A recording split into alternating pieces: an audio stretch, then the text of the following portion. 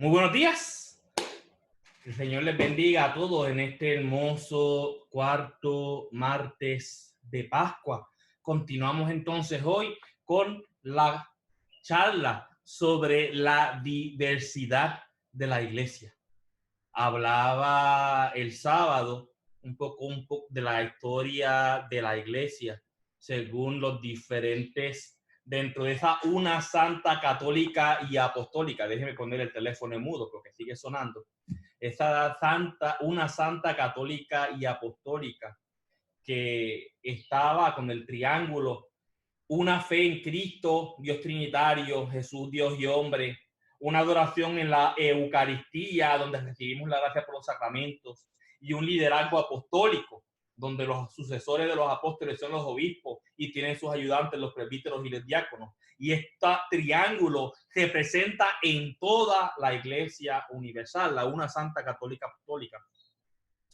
Como en cada área, la Iglesia empezó a desarrollar su propia liturgia, su propia ley canónica, su propia espiritualidad e inclusive su propia teología, que llevó a, cuando estas diferencias teológicas fueron suficientemente importantes, donde había división, como fue la herejía ariana, se llama el Concilio de Nicea, donde se condena el arianismo, pasando entonces por entendiendo quién era Jesús, quién era el Espíritu Santo, los diferentes cismas en Oriente que dieron lugar a las diferentes iglesias orientales.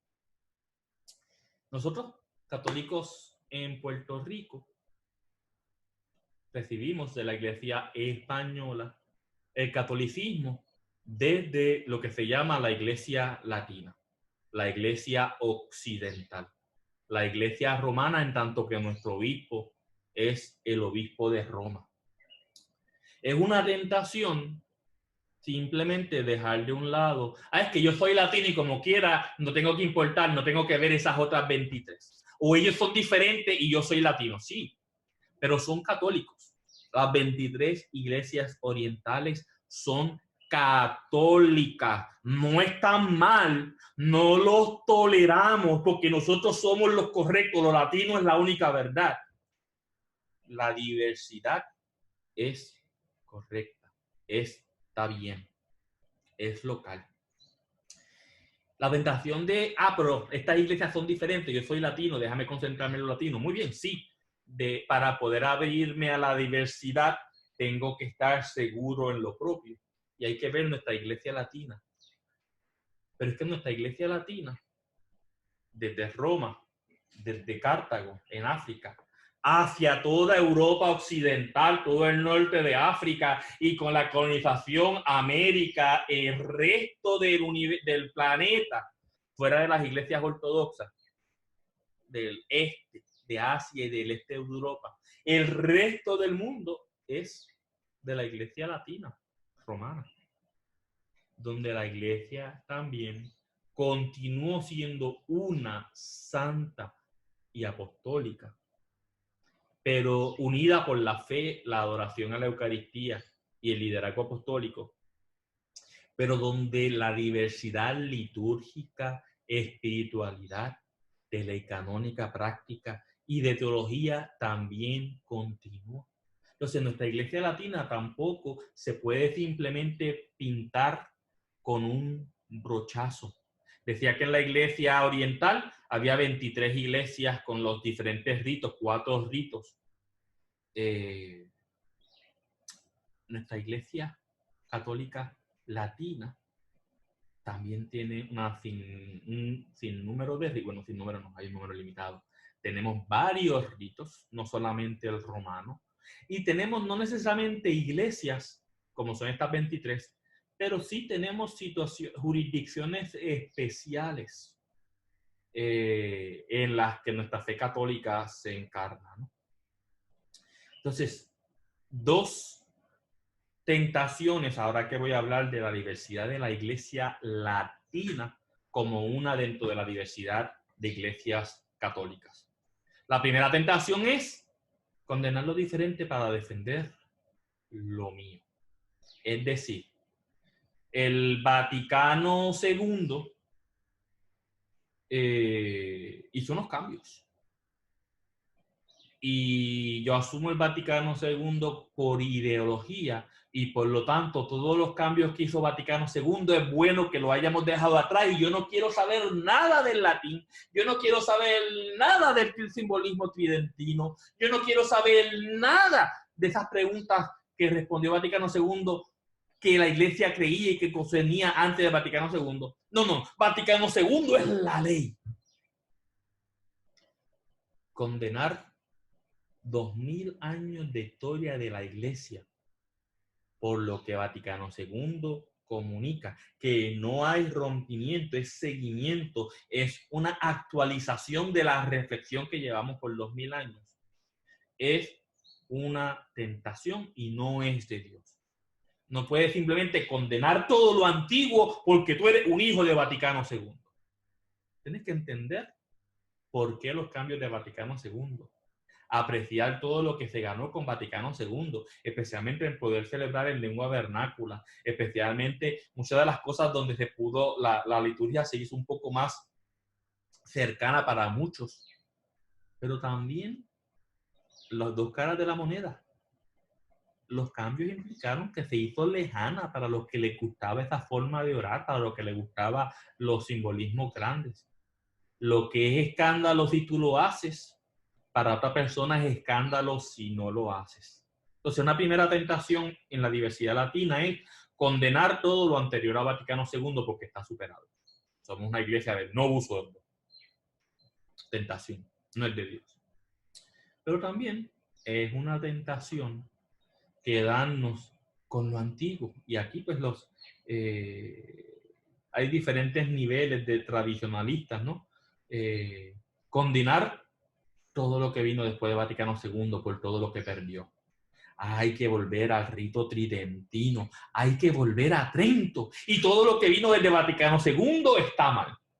Hemos perdido esto y esto por culpa de Vaticano II. Nuevamente, eso no es prestar atención a la riqueza y a todo lo que se ganó con Vaticano II. Entonces, condenar lo ordinario para defender mi diferencia y mi preferencia tampoco es correcto. Dos tentaciones. Condenar uno u otro. Y hago un caveat, una aclaración. Los cambios que hizo Vaticano II a lo tridentino tenía 500 años. Lo tridentino se definió en su mayoría en Trento. El Concilio de Trento, que fue respuesta a la Reforma Protestante, que tiene razones concretas, qué preguntas respondía, tiene un contexto concreto de por qué se dijo cada una de esas cosas. Entonces, muchas veces las personas que defienden lo tridentino, condenando todo lo que viene después, sus argumentos mueren en el mismo, usando sus propios argumentos, porque condenan las decisiones de un concilio Vaticano II, las decisiones de un Papa, Juan XXIII o Pablo VI. Pero es que es lo mismo que hizo Trento. Trento cambió 1500 años de iglesia. Trento, un papa en cuanto a liturgia, San Pío V, cambió 1500 años de iglesia. Entonces, lo que acusan que pasó con Vaticano y defienden lo tridentino, están defendiendo un concilio y un papa en contra de 1500 años de iglesia. Entonces, somos católicos y podemos ser católicos de muchas formas, 23 iglesias orientales. Somos católicos latinos y podemos ser católicos latinos de varias formas, no solamente lo ordinario, que es el Novus Ordo, que es la misa heredada de Vaticano II.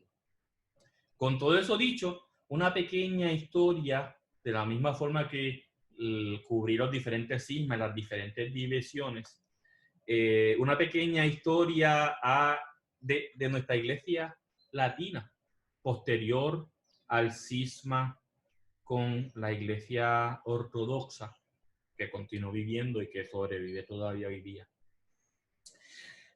En el siglo, pasado la mitad del medievo, el medievo bajo, tiene pues, la iglesia unida al Estado, había mucha corrupción, nadie va a aplicar, nadie va a tratar de cubrir el sol con la mano.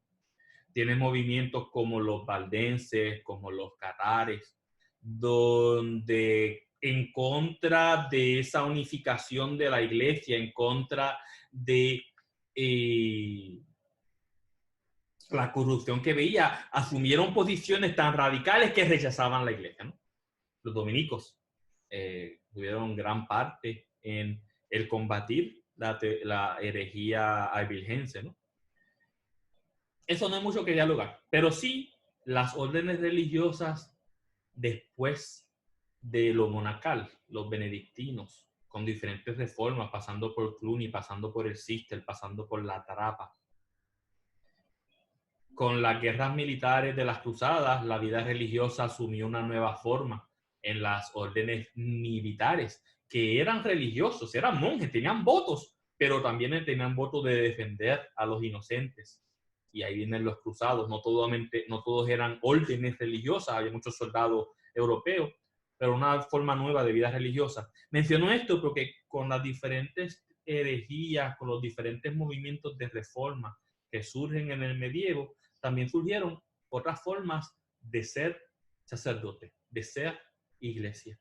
Las órdenes mendicantes, los dominicos, los franciscanos, los carmelitas, los agustinos, los servitas. Hay otras, pero esas son las 5 mayores, donde daban testimonio en contra de la corrupción existente, que no se va a negar.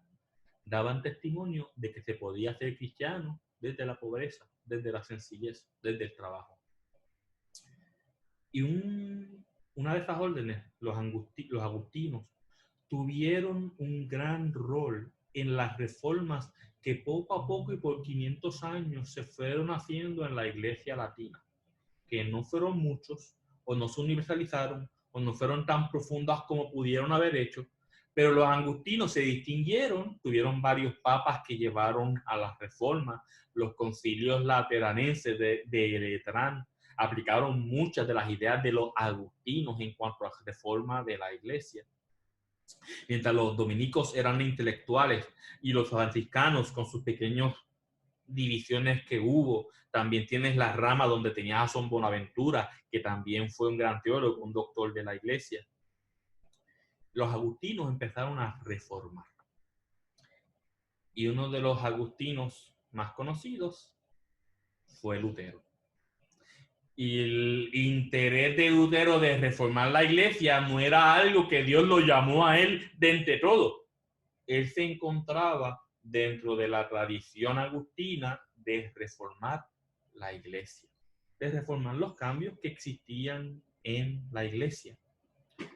Pues sabemos que con estas reformas, los políticos, los reyes, la clase noble de Alemania se aprovechó de esta discrepancia entre un Lutero orgulloso que se encontró con un papa orgulloso y ninguno de los dos pudo negociar o pudo dialogar.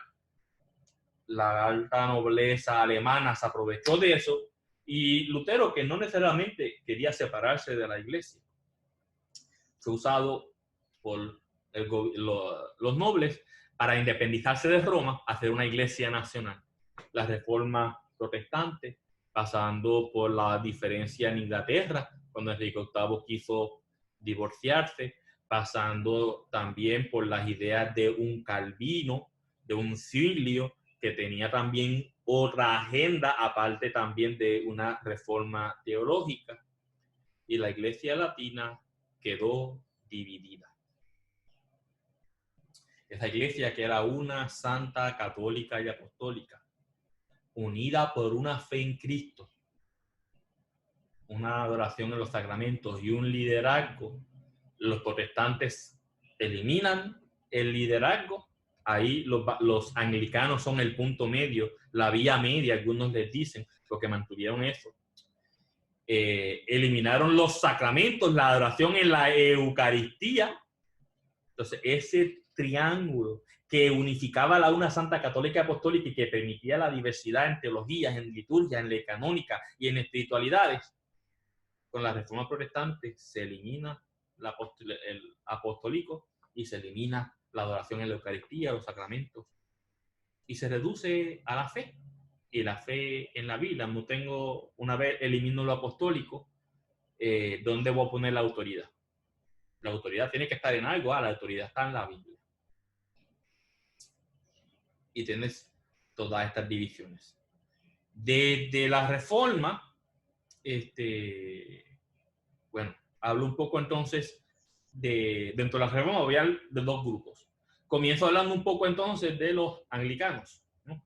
La iglesia anglicana, que era una iglesia católica, muy romana en su teología, cuando Enrique VIII se divide, él no permitió el protestantismo, las versiones protestantes, la teología protestante en Inglaterra, era la teología una y santa católica, pero él quería divorciarse. Y estoy simplificando. Es mucho más complejo que simplemente eso, había otras preguntas, ¿no? Pero esa es la caricatura que se hace de Enrique VIII, ¿no? Se separó por el divorcio, que tenía mucho que ver, pero no se puede reducir solo a eso. Pues la iglesia anglicana existe hoy día, 500 años.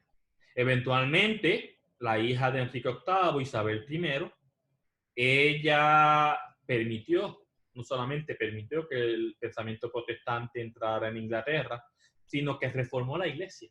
Entonces, la iglesia anglicana se hizo una iglesia protestante en teología, conservando un poco el episcopado, la organización de la iglesia católica, pero con un pensamiento entonces ya un poco más protestante. Y es la iglesia que hemos heredado hoy en lo que llamamos la iglesia anglicana. Y la iglesia anglicana es una comunión de 40 iglesias. 40 iglesias que comparten una historia, una tradición, pero que son muy diferentes entre sí. La iglesia primada es la de Canterbury, obviamente en Inglaterra. De ahí viene la iglesia episcopal de Estados Unidos y por ende también la de Puerto Rico. Y esta comunión de 40 iglesias anglicanas, cada una con su propio liderazgo, son nacionales, son étnicas. Incluye, por ejemplo, en India, la iglesia del norte de India, la iglesia del sur de India, donde los protestantes, cuando Inglaterra estaba gobernando India, se organizaron y organizaron una iglesia reconocida por el gobierno, y es la iglesia anglicana del norte de India, la iglesia anglicana del sur de India, que no tiene nada que ver con el pensamiento anglicano y la teología anglicana. Son iglesias totalmente protestantes organizadas. Entonces, hoy día, ser anglicano, ¿qué significa eso? Dime a cuál de las iglesias anglicanas tú perteneces y yo te puedo comenzar a entender lo que crees. Y dentro de la iglesia anglicana tienes lo que se dice la iglesia alta, que conserva lo que es la espiritualidad, el liderazgo de la iglesia católica romana. Pero tienes lo que se considera la iglesia baja, donde se eliminaron la teología es muy protestante, donde lo apostólico, los ritos no es importante, lo importante es lo personal. Y esta edición es diferente porque, por ejemplo, los últimos dos primados de Canterbury, Williams y ahora Welby, William era de la iglesia alta, era anglicano, pero concordaba con el catolicismo en mucha de su teología. Hablemos de la Eucaristía. Para William, la Eucaristía era la presencia real física, como creemos nosotros los católicos. El sucesor, Welby, ahora el líder de los anglicanos, el primado de los anglicanos, porque no es líder, es de la iglesia baja, que creen en la presencia, en la Eucaristía, pero es una presencia espiritual. Estoy recibiendo pan y vino y espiritualmente estoy recibiendo a Cristo. No recibo físicamente el cuerpo y la sangre. La presencia real de la iglesia baja es espiritual. Recibo pan y vino y recibo espiritualmente a Cristo. Es una teología muy diferente en cuanto a Eucaristía. Por eso es que los anglicanos, dependiendo de quién es tu cura, quién es tu obispo, yo puedo entender, qué tipo de anglicano tú eres. Cuando hacemos ecumenismo con los anglicanos, es que no puede hacer ecumenismo con la iglesia anglicana, las 40 iglesias, cada una es diferente. Inclusive con la iglesia anglicana de Inglaterra, con William, el diálogo era muy diferente que con Welby. Menciono todo esto porque hablaré que en los últimos años, con una encíclica de Benedicto XVI o un decreto, no me acuerdo qué tipo de documento hizo, por diferentes problemas que ha tenido la Iglesia anglicana, muchos anglicanos se sintieron inconformes, se sintieron que su iglesia iba por mal camino o no iba de acorde con lo que ellos creían. Y Benedicto creó, ahora mismo solamente existen tres, lo que llamaba el ordinariato personal. Existen tres: el ordinariato personal de San Pedro para Estados Unidos y Canadá, el ordinariato personal de Walsingham en Inglaterra, el ordinariato personal de Australia, para anglicanos que quieran hacerse católicos y conservan su liturgia, conservan su ley canónica. Todos estos sacerdotes anglicanos que estaban casados y se hicieron ahora católicos, siguen siendo sacerdotes ahora, sacerdotes católicos y están casados, sacerdotes católicos latinos de nuestra iglesia y están casados, conservaron su espiritualidad. Y en cierta forma conservaron algo de su teología, pero es una iglesia católica latina. Son parte de nuestra iglesia católica latina, aunque es un grupo dentro de esta iglesia, ¿no? Los tres ordinariatos personales. Este cisma que hubo con Enrique VIII, muchísimos anglicanos decidieron volver a Roma, como hicieron las iglesias orientales, los ordinariatos personales. Dentro del protestantismo, Lutero tuvo mucha influencia. Tienes lo que se llaman las 7 iglesias hermanas, las 7 grupos protestantes tradicionales, que son los anglicanos, los luteranos, los bautistas, fundados en Países Bajos, los metodistas, con la reforma de Wesley en Estados Unidos, los presbiterianos, que beben de la tradición calvinista reformada, los reformados en sí, los congregacionalistas, y los discípulos de Cristo, que son restauracionistas. Estas 7 tradiciones protestantes se le llaman los 7 hermanos, las 7 principales en Estados Unidos, todas ellas representadas cuando en 1899 estos grupos protestantes se reúnen en Nueva York y dividen a Puerto Rico en regiones para no competir entre sí. Había que competir contra el catolicismo y vinieron todos estos ministros protestantes a Puerto Rico a convertir católicos para no competir entre sí. Por eso es que los metodistas están en esta área, los bautistas están aquí, los presbiterianos están aquí, los anglicanos están allá. Ya después de 100 años bajo Estados Unidos, más de 100 años, empezaron a mezclarse, ¿no? Pero originalmente los 7 hermanos, con otros 2 pequeños, los hermanos unidos, las iglesias cristianas, se dividieron Puerto Rico para no cooperar entre sí, para no competir entre sí. Pues estas 7 tradiciones protestantes, a través del ecumenismo ha habido muchísimas conversaciones, preguntas. Muchos protestantes se han hecho católicos. Dicen por ahí, mientras mucho católico deja el catolicismo por razones, ¿no? Me gusta esa frase, un poco hiriente, pero en cierta forma muy real en cuanto a causalidad, ¿no? Católico ignorante, futuro protestante, ¿no? Si no conoces tu fe, cualquier cosa que te afecte, puedes irte a la iglesia protestante, que las encuentras mucho más bienvenidas, mucho más calientes, más calurosas en cuanto a relaciones personales. O simplemente, mira, te muestran en la Biblia esta y esta creencia. Y bien, y hay muchas razones por las que muchos católicos han dejado a la iglesia. No quiero simplemente pintarlos con un brochazo, ¿no? Pero mientras muchos católicos dejan la iglesia, muchos pastores, mientras más estudian la historia de la iglesia, mientras más estudian la Biblia, mientras más leen los padres de la iglesia, liderazgo protestante se hace católico.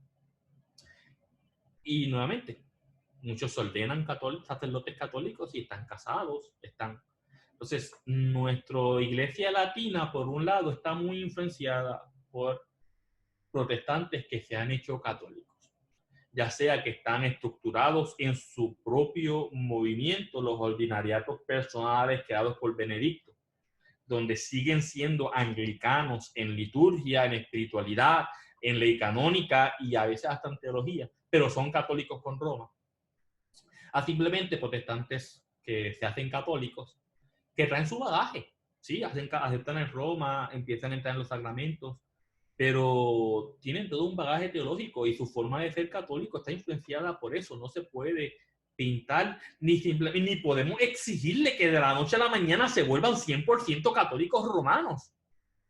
Su diversidad cabe en esta una santa católica y apostólica, diversa en estas 4 áreas, unificadas en las otras 3, ¿no? Pues eso simplemente hablando de los protestantes. Otras cosas que pasaron después de los protestantes, la iglesia empezó a definir, la corrupción siguió en muchas áreas, la reforma hizo mucho, pero no todo. Mucha influencia protestante. Tienes el movimiento, por ejemplo, de los jansenistas, que creían que afectaban, al final del día hay muchas cosas por las que se distinguían. Una cosa era muy estrictos moralmente hablando, pero ellos no creen que la libertad, tú no podías escoger aceptar la gracia. Si Dios te da la gracia, Dios te impone la gracia y tú no puedes rechazarla de la misma forma que tú no puedes simplemente optar por la gracia, tú no puedes rechazar la gracia que Dios te impone. Bueno, contra eso se rebeló. Ellos se consideraban católicos. Pero en fin, a los jansenistas, porque eventualmente, especialmente con la influencia protestante en Europa, en Países Bajos, la iglesia católica se volvió a organizar en Países Bajos a mediados del siglo XIX. Y muchos de estos católicos que tenían esta influencia jansenista crearon su propia jerarquía paralela. En aquel entonces se llamaban los antiguos católicos. Estos antiguos católicos pues tenían su propia doctrina, estaban en contra de algunas cosas de la iglesia, pero estaban muy influenciados por esta teología jansenista. ¿Por qué hablo de ellos? Porque después de Trento, la iglesia ha tenido los 7 concilios ecuménicos originales. La iglesia luego tuvo otros concilios ecuménicos en el medievo, y estoy buscando cuántos concilios tiene porque el número que lo tenía se me ha olvidado. Hubo otros concilios ecuménicos. Nosotros como católicos creemos que ha habido 21 concilios, terminando con Vaticano II. Desde Trento no hubo concilio hasta Vaticano I. Trento hizo muchas reformas y se convirtió en la norma, ¿no?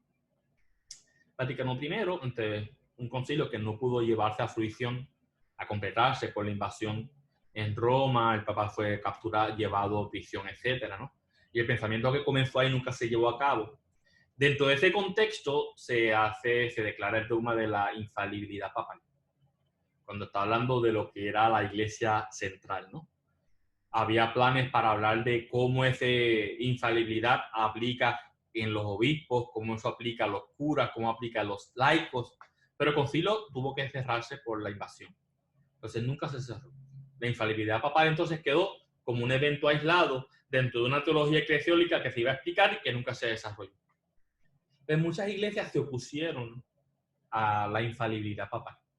Primero, porque no se desarrolló el concilio, pero segundo, pues por la práctica, por miedo a lo que pudiese esto significar. Y en el Concilio Vaticano I hubo un cisma donde las iglesias de habla alemana, Alemania, Suiza, Austria, tuvieron cismas.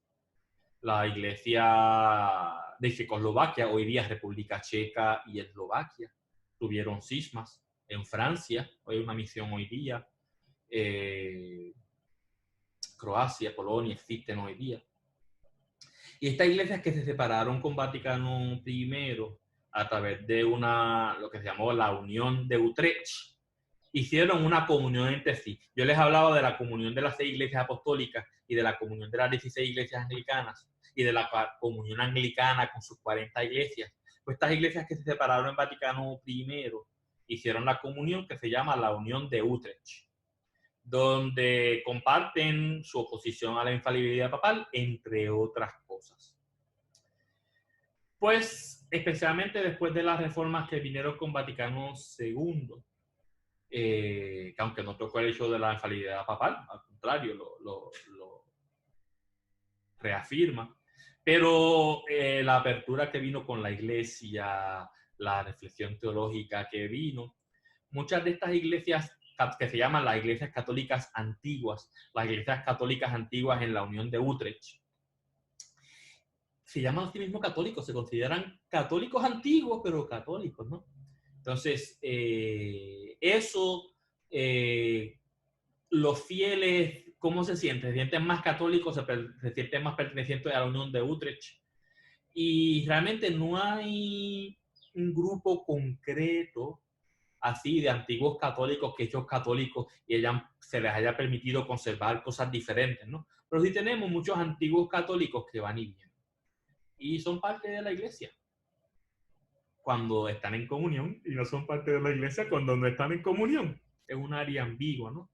Pero tienes estos antiguos católicos que van y vienen y que han vuelto a la iglesia y que conservan todavía mucha de esa teología. Entonces, la Unión de Utrecht, cuyo primado, como la primera arquidiócesis en Países Bajos, en Utrecht, se separa de estas iglesias que vinieron después de Países Bajos, que incluye también Bélgica, que incluye Luxemburgo, pero entonces las iglesias alemanas, las iglesias nórdicas, inclusive hoy día están como observadores la iglesia católica independiente de Portugal, la Iglesia Católica Independiente de España, la Iglesia Católica Independiente de Filipinas, la Iglesia Católica Independiente de Polonia, que hubo pequeños cismas por política y otras cosas, están en comunión con la Unión de Utrecht, y las 40 iglesias de la comunión anglicana están en comunión con todas las iglesias de la Unión de Utrecht. Tienen estas dos comuniones, uno es protestante, otro es antiguo católico, pero están en unión entre sí, están en comunión. Pues estos católicos que van y vienen, están en comunión, no están en comunión, los que han ido viniendo a Roma, no simplemente con un brochazo se les debe exigir que sean 100% romanos de la noche a la mañana. Hay unos procesos, ¿no? Y muchas de las críticas eran válidas, aunque Vaticano II las respondió. Tienen que darle tiempo también para que ellos vayan asentando lo que significa ser católico latino hoy día, ¿no? Pues hablo de todo esto, específicamente de los anglicanos que tienen los 3 ordinariatos, pero entonces tienes a nivel individual muchos protestantes que han vuelto al catolicismo y muchos de estos antiguos católicos que han vuelto al catolicismo o que van y vienen y que traen un bagaje y que son católicos. Y vamos a decir, hablar de los protestantes que se han hecho católicos y hablar de los antiguos católicos que han vuelto a Roma, son católicos, están en comunión con nosotros, pero tienen un bagaje que no va a desaparecer de la noche a la mañana. Y no se simplemente se les puede condenar por este bagaje que está unido a su historia. Mucha de esa teología, lo que sí, no puede ser condenatoria, ¿no? Ellos pueden venir aceptando la diferencia, pero de la misma forma, esos que vienen tampoco empiecen a condenar lo que es católico romano diferente de ellos. Que ustedes están mal en esto, ¿no? Si son católicos y tienen que aprender a vivir en la iglesia católica, con las enseñanzas de Vaticano II, que es la iglesia en la que estamos viviendo. Pero fuera de Vaticano I, que causó el cisma de las iglesias en la Unión de Utrecht, finalmente llega la iglesia, el Concilio Vaticano II, que con el Sacrosanctum Concilium redefine un poco nuestra liturgia, o le da un ventoral de aire fresco. Benedicto dejó claro que el rito tridentino nunca fue abolido. Se hizo ordinario la Reforma Vaticano II, pero el rito tridentino nunca fue abolido. No debemos, los hijos de Vaticano II, condenar lo tridentino, y los tridentinos no deben condenar Vaticano II. Recuerden la diversidad en liturgia, espiritualidad, ley canónica y teología. ¿Qué pasó con Vaticano II? La contraparte de lo que pasó en Trento. Vamos a ir hacia atrás un poco a Trento. Antes de la iglesia de Trento, la Iglesia Católica tenía un montón, la Iglesia Católica Latina tenía un montón de ritos, no solamente el romano limitado a Roma, pero había ritos no romanos en diferentes partes del imperio. Hablándole de algunos ritos que ya no existen hoy, que murieron, está todos los ritos, el rito romano pretridentino, porque San Pío V, hizo reforma y cambió el rito que existía antes de Trento, ¿no? Entonces, está el rito romano pretridentino, porque el tridentino cambió. Está el rito galicano, que tuvo una gran influencia en todo lo que era la Galia, en lo que es Francia, en lo que era Alemania, todo lo que era esa Galia antigua. Muchos ritos locales salen de una espiritualidad, lo que se llamaba la espiritualidad galicana, los ritos galicanos. El rito galicano desapareció. Estaba el rito céltico de los celtas, los 6 países celtas que existen hoy día, los 9 países celtas, incluye también el norte de España, las diferentes comunidades autónomas con herencia celta, ¿no? Pero los ritos celtas, una forma de ser católico latino diferente desde la cultura celta, eso desapareció. Les decía cuando hablaba de las iglesias que aunque nunca fue reconocida como la sexta iglesia, la iglesia de Cartago tenía mucha autoridad en el norte de África. Bueno, había un rito propio africano de Cartago, diferente al rito romano. Ese rito desapareció cuando la iglesia de Cartago desapareció. En Italia, hablaré del rito ambrosiano más tarde, estaba el rito de Aquilea. En Italia, Italia es un país muy grande. El rito romano es el principal, pero había otros 2 ritos, el rito ambrosiano en Milán, del que hablaré, y el rito aquileano de Aquilea, del noreste de Italia. Bueno, el rito de Aquilea desapareció. Tienes en Inglaterra lo que es el rito Sadum, el rito de Salisbury, que es lo que dio lugar eventualmente al el libro de la oración común que usan los anglicanos. No se basa totalmente en ello, pero está ahí en las raíces, que era el rito principal en la iglesia inglesa, pero no era el único. Estaba el rito de York, estaba el rito de Durham. O sea que las islas británicas tenían sus propios ritos que no eran romanos, pero eran parte de la iglesia latina. Estos ritos desaparecieron. Y el rito de Colonia, que era el rito en Alemania, ¿no? Que tenían ya las iglesias alemanas, como una cierta área de Alemania, ¿no? Estos ritos desaparecieron. Trento, todo lo que no era romano fue abolido por Trento. Entonces, de la misma forma que los tridentinos entrañan el rito romano que incorporó Trento, el rito romano de Trento salió con la muerte de la diversidad de la iglesia latina. Todo eso fue abolido. Pero había unas condiciones, los ritos, cuando se instaura el rito romano tridentino, ritos en uso con más de tantos años de vida y con otros criterios, permitió que algunos de esos ritos sobreviviesen.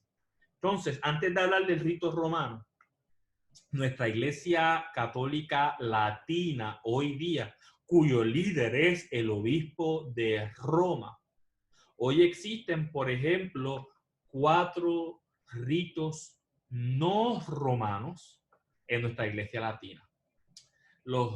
Primero, por un lado, le hablé del rito aquiliano en noreste de Italia. En Milán tienes lo que se llama el rito ambrosiano. No es de uso ordinario, se usa en ciertos lugares, en Milán concretamente, en ciertos momentos del año. Pero es un rito que existe hoy día y tú puedes ir a Milán y coger una misa en rito ambrosiano. Luego están los ritos de la iglesia ibero-galicana, española, francesa. Hoy día, en Lyon, Francia, está el rito leonés, que se usa en momentos del año concretos y puede que si visitas, yo nunca he estado en Francia, obviamente nunca he estado en Lyon, pero si estás en Lyon, en uno de estos momentos del año donde puede ser, puede cojas misa en el rito leonés, que no tiene nada que ver con el rito romano, y son católicos. Cuando llegas a la península ibérica, tienes en Portugal el rito bracarense, el rito de Braga, uso limitado, pero existe. Yo hice mi filosofía en Salamanca. Cuando llegas a España, tienes el rito mozárabe, el rito que heredamos del imperio visigodo, ¿no? Que gobernó España por tanto tiempo, la península ibérica. Y el rito mozárabe hoy existe en dos lugares concretos, que son Toledo y Salamanca. En Toledo y Salamanca, el primer domingo de Adviento y de Cuaresma, las misas en la catedral se hacen en el rito mozárabe. Yo he estado en misas mozárabes, que aunque usan el latín, porque el latín eventualmente fue el idioma de la iglesia, usan el latín, pero con otras cosas de español, pero no es un rito, no es el rito romano. Es latino, pero no es romano. Y eventualmente se liberó. Hay otras cosas para que no tienes que estar solamente en Toledo y en Salamanca. Si tienes iglesias con arquitectura mozárabe, bajo ciertas condiciones la iglesia permite que celebres el rito mozárabe. Hay ciertos curas que se le da esos privilegios para celebrar el misa escolar. Es limitado, pero es un rito que existe hoy día y no es el rito romano. Aparte de eso, las órdenes religiosas, las grandes, los benedictinos, los dominicos, los cistercienses, la cartuja, estas tres órdenes monásticas, los dominicos que trabajan, los premonstratenses, que eran canónicos regulares, ¿no? Desarrollaron sus propios ritos. El rito dominico viene de este rito que ya no existe, que era el rito galicano, que yo les decía, ¿no? Pero el rito dominico, la orden dominico, en ciertos lugares celebran su misa en ciertos momentos con el rito dominico, que usa mucho latín, pero no es el rito romano. Yo he estado en misas con el rito dominico, un rito precioso que usan los dominicos. Los que han estado siguiendo en Facebook cuando yo he estado poniendo las secuencias, ¿no? El día de la Pascua se cantó la secuencia de laudes al Cordero Pascual. En la iglesia existen 5 secuencias para la misa, la cuarta para la misa, la quinta para la liturgia de las horas. Hay una sexta secuencia, la secuencia de Navidad, que no era romana, por lo tanto no está en nuestros ritos romanos, pero como los dominicos no son de ritos romanos, son de ritos galicanos, los dominicos, por derecho propio, el día de Navidad, tienen una secuencia hermosa que se canta en misa para celebrar el nacimiento de Jesús, ¿no? Entonces, tienen los ritos de las órdenes religiosas. Nosotros los jesuitas no tenemos un rito propio. Eso se le falló a Ignacio, ¿no? O sea, no se le ocurrió. Pero sobrevive entonces hoy el rito dominico, el rito cisterciense, el rito premonstratense, el rito benedictino, que no tiene que ver con misa, sino con la liturgia de las horas, pero es un propio rito. Ellos hacen la liturgia diferente, a la liturgia de las horas diferente al resto de la iglesia latina. Hay usos de ritos romanos que no son otros ritos, pero que tienen sabor bastante propio. Los carmelitas, los capuchinos, los franciscanos, los servitas, tienen sus ritos que beben de... No, los carmelitas no. Los carmelitas son un rito propio. Los franciscanos, los capuchinos, los servitas. Es el rito romano, pero con un sabor, ¿no? Entonces, tienes estas órdenes religiosas que tienen sus propios ritos y celebran la misa, son parte de la Iglesia Católica Latina Romana y pueden celebrar misa en un rito que no es el romano. Con la Reforma Vaticano II, pienso en un grupo concreto que era un grupo que en cierta forma se oponía a las reformas de Vaticano II, pero no querían necesariamente aceptar el rito tridentino. Tienes, por ejemplo, estoy pensando cómo que se llama el grupo, estoy dando aquí si me viene. Me vendrá y se los mencionaré. La Fraternidad de San Vicente Ferrer es una orden religiosa que tienen por privilegio, celebran la misa en el rito dominico. La orden de Vicente Ferrer no tiene nada que ver con los dominicos, pero tienen el privilegio de celebrar la misa en el rito dominico, la Fraternidad de San Vicente Ferrer. Entonces, que la iglesia latina nuestra, con el obispo de Roma, hay ritos no romanos que existen hoy día, que aunque se han limitado, existen. No podemos pintar a todos los católicos latinos con el mismo brochazo. Y entremos entonces en lo que es la iglesia latina de ritos romanos. Aquí quiero hacer una aclaración. No hay una iglesia romana. está el obispo de Roma. Y el obispo de Roma, el título que se deshizo Benedicto, patriarca de Occidente, muy bien, el obispo de Roma es el líder de la iglesia latina. Hay un rito romano. Y la iglesia latina de ordinario sigue el rito romano, pero no hay una iglesia romana. No se debe equiparar la iglesia romana, que no existe, está la iglesia de ritos romanos, y la iglesia latina, que es nuestra iglesia, que es la iglesia bajo el obispo de Roma, ¿no? Pues dentro del rito romano existen varios usos. El rito anglicano, que les dije que venía un poco de Sarum, pero que fue modificado un poco, los anglicanos que se han unido a Roma con los 3 ordinariatos personales, pues en cierta forma hoy se le denomina litúrgicamente como un uso del rito romano, porque aunque vinieron a Roma y conservaron la mayor parte de su liturgia, hubo algunos cambios inspirados por el rito romano. Pero el rito romano, especialmente después de la reforma de Vaticano II, está lo que se llama el rito de Zaire. El rito romano, cuando llega a África, África es un lugar tan diferente, con tantos países y tantas culturas y tantas espiritualidades. Pues en el África, y no toda África, en el África el África centro-este, se instaura el rito de Zaire, que aunque se basa en el rito romano, hay suficientes cambios como que para un romano que lo mire diga, esto no es lo mío, pero hay suficientes cosas similares para que digas, pero puedo seguir la misa. Pues está el rito de Zaire, que es un rito de uso ordinario en África central, en el oriental. El rito de Zaire es un uso de rito romano, pero no es la misa con la que nosotros fuimos criados, acostumbrados. Es un poco diferente, aunque se base en el rito romano.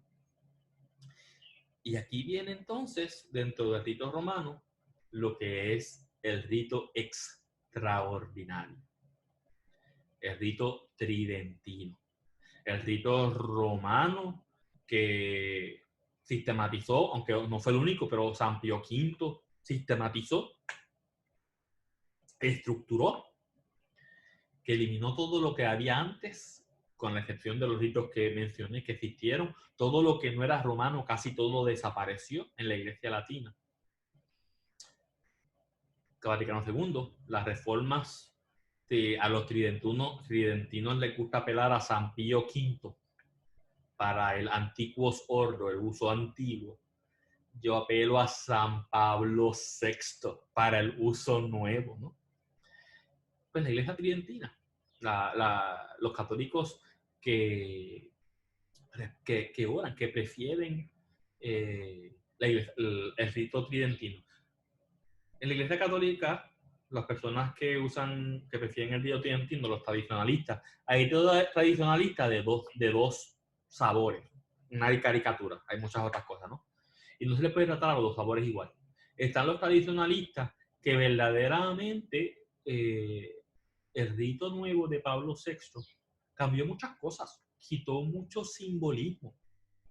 Y hay personas que quizás o crecieron en la iglesia tridentina, o jóvenes, se ven muchos jóvenes hoy día que prefieren la misa en latín, a sorpresa de muchos oyentes, pero hay muchos jóvenes, tú vas a las iglesias tridentinas, católicas, y están llenas de jóvenes. Hay muchos jóvenes que han descubierto todo ese simbolismo que Vaticano II optó por cambiar con razones concretas y les ayuda a su vida de fe, ¿no? Entonces hay muchos tridentinos que prefieren, muchos tradicionalistas que prefieren el rito tridentino porque verdaderamente esa simbología les ayuda a expresar su fe. Y el rito tridentino, la música gregoriana, los inciensos, los gestos, realmente les ayuda a vivir su fe. Bien por ello. Hay muchos tridentinos, por otro lado, que son tridentinos por la nostalgia, los que no les gusta el cambio. Me agajo de lo viejo y no quiero el cambio, ¿no? Que son los tridentinos que están totalmente, constantemente condenando todas las reformas de Vaticano II. Hacemos un paréntesis, ¿no? La reforma de Vaticano II, ha habido muchos abusos en la implementación. Yo estuve en una liturgia, y digo liturgia porque no es misa, donde el cura trató de consagrar donas y descorchó la botella de vino en el altar. Eso no fue una misa. Eso es un abuso de la reforma del Vaticano II, ¿no? Ha habido abuso. Un sacerdote que entiendo que estaba tratando de ser catequético, pero que tratando de explicar la transustanciación, ese pan y vino que se hacen cuerpo y sangre de Cristo, de momento dice, pan y vino, jóvenes, jóvenes, pan y vino, dice las palabras de institución, y de momento ya no es pan y vino, ahora es cuerpo y sangre de Cristo, y empieza a salir humo y chispa del altar. ¡Shh! ¡Magia! Eso es un abuso de Vaticano II. No podemos condenar por los abusos que ha habido, que no son pocos, son muchos, y que todavía existen hoy, de la reforma del Vaticano II. Por esos abusos, no podemos simplemente condenar la reforma del Vaticano II. El Sacrosanctum Concilium, aquí en Puerto Rico, pone en carne lo que el Beato Chali anhelaba y pedía, ¿no? Entonces, la reforma del Vaticano II, en cierta forma, ayudó mucho a la iglesia. Los abusos han desayudado. Los abusos han llevado a muchos católicos a tener nostalgia por lo antiguo, a condenar lo nuevo para buscar lo antiguo. Los católicos, pues, hay que tener una mano diferente, ¿no? Pero sí, hay muchos católicos que prefieren los tridentinos porque les ayuda a orar. Y bien por ellos. Con el decreto de Benedicto, cualquier católico puede pedir a su sacerdote que celebre en rito tridentino. Yo no voy a hacer una misa tridentina para 5 gatos. Aquí en San Juan, la iglesia San José de Caparra tiene misa tridentina una vez al mes. En Arecibo hay una iglesia que tiene misa tridentina una vez al mes. Me parece, no estoy seguro si en Ponce hay alguna, pero por lo menos en Puerto Rico hay varias iglesias que celebran ritos tridentinos. Y si es algo que tú prefieres para lo ordinario, puedes ir a varias iglesias. Pero sí, el católico, según el decreto de Benedicto, tiene derecho a pedir misa en el rito ordinario o en el rito extraordinario. Pero lo ordinario es la misa según las reformas de Vaticano II. Pero hay sacerdotes que realmente no les gusta la reforma o prefieren celebrar misa en el rito antiguo, ¿no? Entonces se crearon varias fraternidades sacerdotales. Las 3 más grandes, la Fraternidad Sacerdotal de San Pedro, el Instituto de Cristo Rey, Sumo Sacerdote, y el Instituto de Buen Pastor, son 3 fraternidades sacerdotales que por privilegio sus sacerdotes solo celebran misa en el rito tridentino. Y donde están esos sacerdotes, en su parroquia, la misa se hace en rito tridentino. Estos 3 institutos, pero especialmente el Instituto de San Pedro, es respuesta con la reforma del Vaticano II, que no entra en el cisma. Vaticano II, hubo una serie de obispos que no aceptaron la reforma. El más conocido es Lefebvre, en Francia, que creó la Sociedad Fraternal, la Fraternidad Sacerdotal, la Sociedad Fraternal de San Pío X, no me acuerdo especialmente el nombre, la Fraternidad Sacerdotal de San Pío X, donde condena no solamente los cambios litúrgicos, pero también algunos cambios teológicos, como es el hecho de la libertad religiosa, como es el hecho de que la Iglesia reconozca que aunque te salvas por Cristo, hay salvación para los no católicos. Ellos rechazan alguna de la teología de Vaticano II. Pues la Fraternidad de San Pío X, que fue uno de los cismas a nivel sacerdotal en Vaticano II, ha tenido 2 movimientos. Por un lado, sacerdotes de la Fraternidad de San Pío X, que especialmente después que Lefebvre ordena a varios obispos y todos son excomulgados, muchos sacerdotes decidieron volver a Roma, de la Fraternidad Sacerdotal de San Pío X. Ellos, en su mayoría, son la Fraternidad de San Pedro. Son sacerdotes católicos con Roma, que celebran en la liturgia tridentina, pero tiene la Fraternidad Sacerdotal de San Pío X, es una fraternidad canónicamente irregular. Es decir, esos sacerdotes no tienen facultades. Un católico no debe ir a confesión, no debe ir a recibir la Eucaristía a una iglesia con la Fraternidad Sacerdotal de San Pío X, porque canónicamente no están reconocidos. Ahora, si no tiene una misa regular, y en Puerto Rico hay en todos lados, solo en algún lugar donde no tienes una misa aprobada, un católico puede ir a una misa hecha por un sacerdote de la Fraternidad Sacerdotal de San Pío X. Pero con esa excepción, que Puerto Rico no da lugar, Un católico no debe ir a recibir ningún sacramento de un sacerdote de la Fraternidad Sacerdotal de San Pío X, porque esos sacerdotes no tienen facultades, porque su instituto está canónicamente irregular. Hablé de la Fraternidad de San Pedro. Ellos tuvieron un cisma, lo que se llama la Fraternidad Sacerdotal de San Pío V, donde se oponen tanto a Vaticano II, que se oponen al Papa que lo convocó, el Papa San Juan XXIII. Y para la Fraternidad Sacerdotal de San Pío V, el último Papa fue Pío XII. La Iglesia Católica no ha tenido Papa desde Pío XII, ¿no? Se fueron a otro extremo.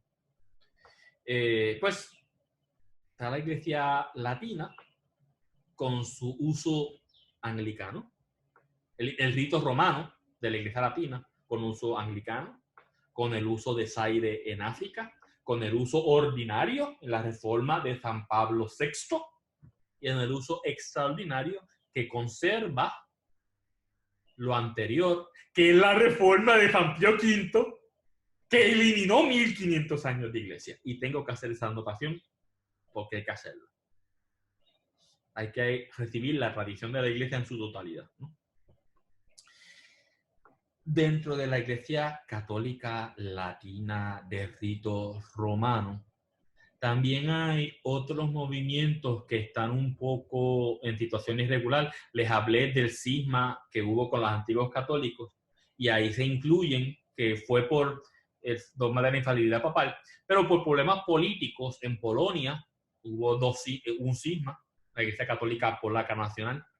En España está la Iglesia Española Reformada Episcopal y en Portugal está la Iglesia Lusitana Católica Apostólica Evangélica. Fue encima de la Iglesia Católica, más por otras cosas, que son, pues, están canónicamente irregulares. Católicos, sí, pero no están necesariamente con Roma. Hay otras, dos movimientos que canónicamente están, existen, ¿no? En España está lo que se llama la Iglesia Católica Palmariana, que gira alrededor de una aparición mariana, un grupo que no reconoce la condena que la Iglesia Católica Apostólica hizo de los videntes o de la aparición. Y más que conformarse con lo que la Iglesia le enseña, le dieron tanto peso a los videntes que se separaron. Entonces, de facto, es una iglesia independiente, cismática, la Iglesia Católica Palmariana en España. Sin llegar al punto a nivel de fieles, de separarse. En nuestro contexto de Puerto Rico, debo hablar de la misión de la Virgen del Rosario del Pozo, ¿no? Los fieles, hay muchos puertorriqueños todavía devotos de la Virgen del Pozo, y con ellos la iglesia nos invita a cuidarlos, a dialogar con ellos, ¿no? Pero la misión de la Virgen del Rosario del Pozo es una asociación privada sin personalidad jurídica canónica dentro de la iglesia. Todas las personas que hicieron votos con la misión de la Virgen del Pozo, Roma, en un decreto que vino del Papa de Roma, todos esos votos fueron dispensados. Si tú hiciste votos con la misión de la Virgen del Pozo, esos votos fueron dispensados, no los tienes. La misión de la Virgen del Rosario del Pozo no tiene personalidad jurídica canónica con nuestra Iglesia Católica. Los que pertenecen a la misión de la Virgen del Pozo. Los fieles, hay mucha devoción, son católicos que necesitan formación, ¿no? Hay muchas devociones a la Virgen del Rosario, no solamente Virgen del Rosario del Pozo, y hay varias Vírgenes del Pozo, que no tiene que ser la de Sabana Grande. Tú puedes relacionarte con María desde la devoción que más te atraiga y que más te acerque a ella, ¿no? Pero en Puerto Rico hay que saber que la aparición no ha sido aceptada. No se cumplen los 3 requisitos de una aparición. No estamos hablando de una charla mariana, pero hay 3 requisitos que la iglesia pone, entre otros mayores, para reconocer una aparición. La supuesta aparición en Sabana Grande no cumple ninguno de los 3 requisitos. Por lo tanto, la iglesia no reconoce esa aparición. Y uno de los requisitos es ortodoxia, que va a la par con lo que la iglesia enseña. Y hay cosas en esa revelación que van que son discordantes con la revelación de la Iglesia Universal. Entonces, la asociación privada está canónicamente irregular. Los fieles son católicos y hay que tratarlos con amor, con cuidado, pero necesitan un poco de formación, ¿no? Especialmente en cuanto a las diferencias teológicas que vienen en esa revelación, ¿no? Pues, entonces, como católico latino, hay muchos otros ritos, y como católico latino romano, tienes 3 usos: ordinario, extraordinario, anglicano y africano en Zaire. Y tienes todos estos católicos que por su bagaje protestante de la Iglesia Católica antigua, o de estas iglesias de facto con problemas canónicos como la Iglesia Palmeriana y la Virgen del Rosario del Pozo, donde pues, hay que tenerlos con cuidado, no simplemente con un brochazo rechazarlos, declararlos herejes. Recuerden, la una santa, católica y apostólica, unidas en una fe, una adoración y un liderazgo, es muy diversa en cuanto a liturgia, ley canónica, espiritualidad y teología. Entonces, tener eso en mente cuando hacemos pronunciados como los católicos debemos, o la iglesia enseña. Primero, la Iglesia Católica Universal, las 24 iglesias enseñan eso, o solamente la latina. Y dentro de la latina, es que se debe hacer bajo el rito ordinario, bajo el rito extraordinario, bajo el rito anglicano, bajo el rito de Zaire, bajo los ritos no romanos. La iglesia latina es tan rica. Podemos ser católicos con diversidad en lo superficial, unidos en lo central. Pues tener cuidado cuando tratamos de definir la Iglesia Católica, especialmente cuando entramos en esa área, simplemente para señalar liturgia. Pues como dije, rito romano, rito mozárabe, rito ambrosiano. La Iglesia latina difiere en ley canónica. Pues los anglicanos tienen sacerdotes casados, tienen los sacerdotes casados que vienen del protestantismo. Ley canónica, hay diferencias en la Iglesia latina romana. Teología, tienes el ordenariato anglicano que vienen con su propia liturgia y la liturgia bebe de una teología que está ahí. Luteranos, hemos firmado hace unos decretos en el ecumenismo, un decreto con los luteranos, hay muchos luteranos que van y vienen. Hay una diversidad teológica. Lo que está incorrecto es condenar el Vaticano II con su teología o condenar todo lo anterior al Vaticano II con su teología, ¿no?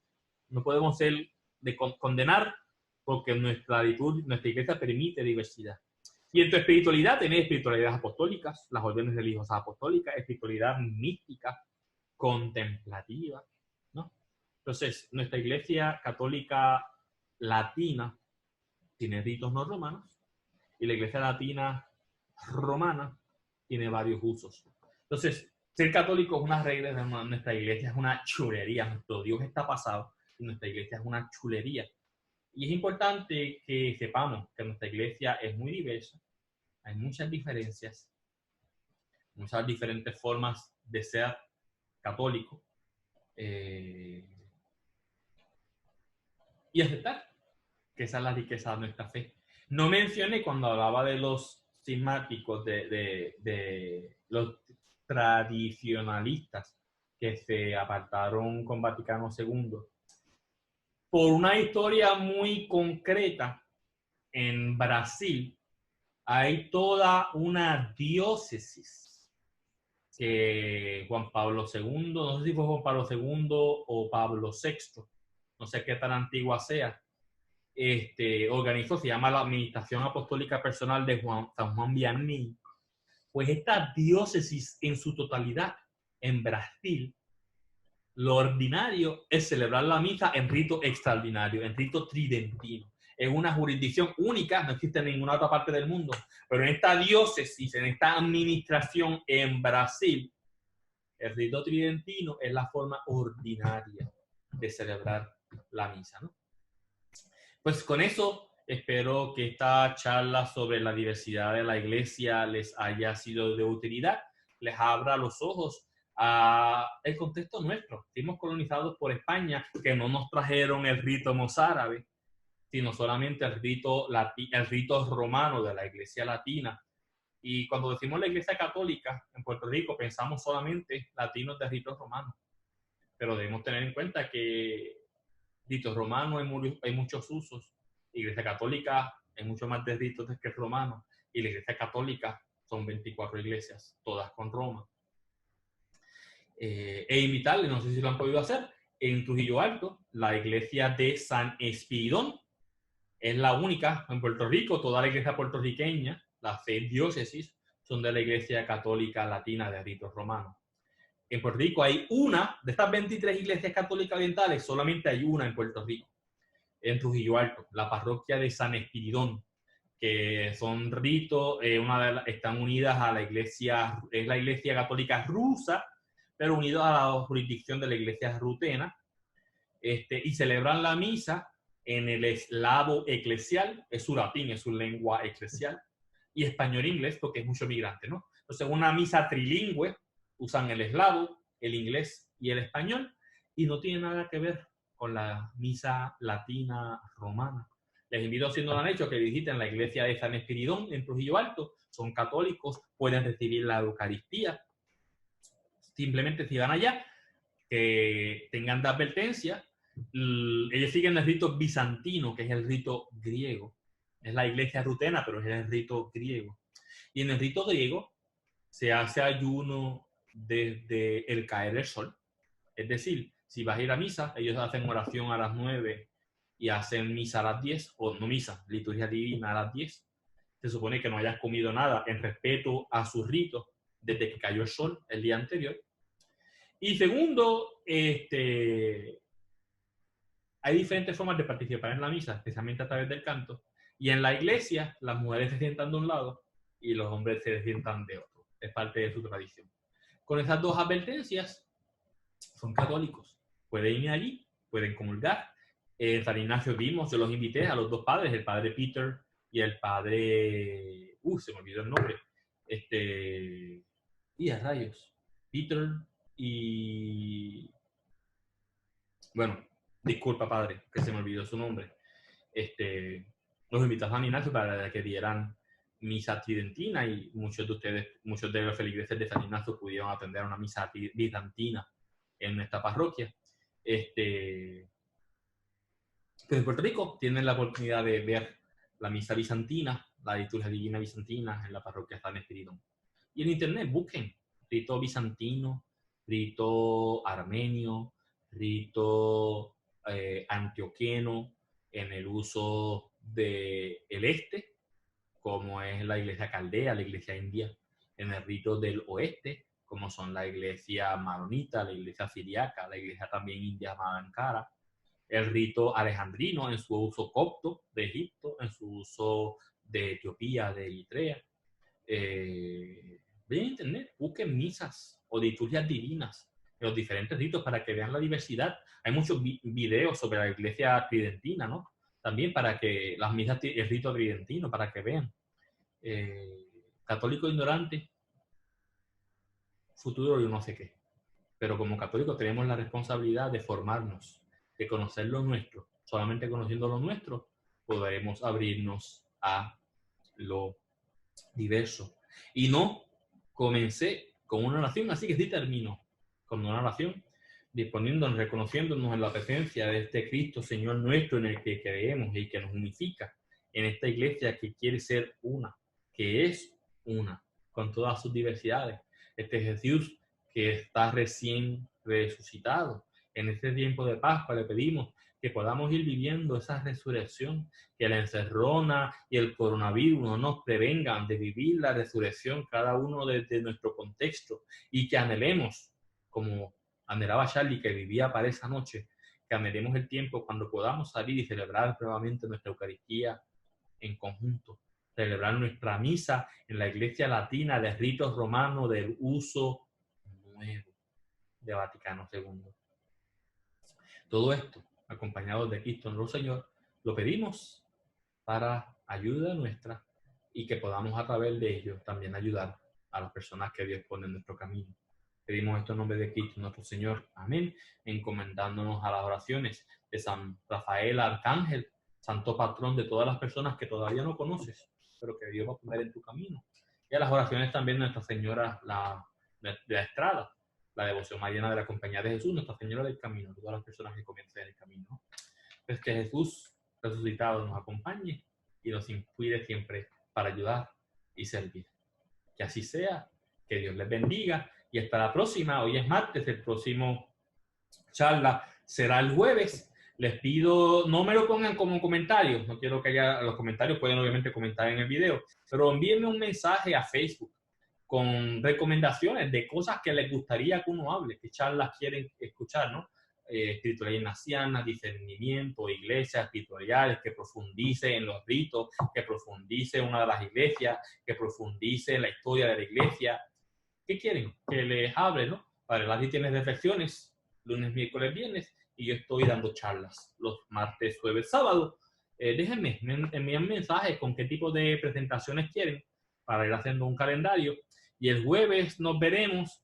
Si no creo que a las 10, vamos a decirlo a las 11, nos vemos a las 11.